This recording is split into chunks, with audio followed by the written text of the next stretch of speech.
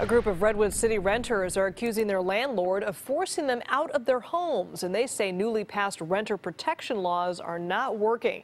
Night Beat's Medina is at the Duane Street Apartments with how they're asking city leaders for help.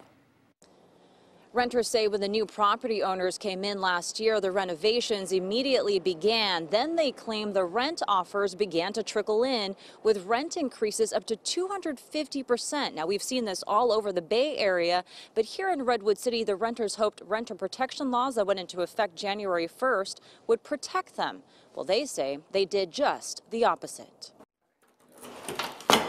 Devin Davis is preparing to lose his apartment unit. And effective September 1st, your rent will be $2,500. His landlord told him if he wants to stay, his rent will increase $1,000 to $2,500 if he does a month-to-month lease, $2,300 if he stays for a year. I feel like they're just doing everything they can to gouge us or evict us. And we're being economically evicted.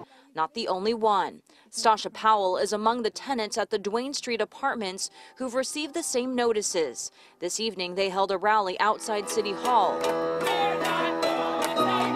with a message to city leaders that the renter protection laws they passed aren't protecting them. The landlord, if they gave the tenants an eviction notice, they would have to pay them relocation assistance. But instead, they gave them massive displacing rent increases. The renter's attorney is accusing the property owner of using loopholes in the new ordinances to avoid paying the renters relocation fees by not evicting them, instead increasing their rent up to 250%.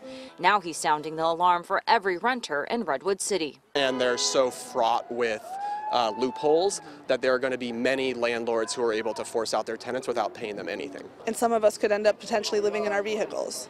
So it's a dire situation. The group urged city council members tonight to take a closer look at the laws and put a freeze on rent increases and just cause evictions. Stasha and Devin say being vocal is their only choice to try and keep their home.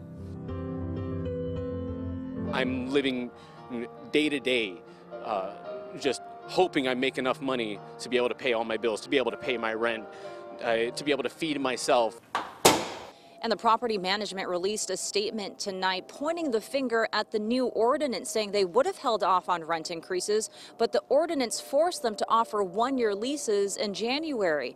As for the increases, they blame high property taxes, and they say the buildings were in need of repair. On the Night Beat, I'm Medina.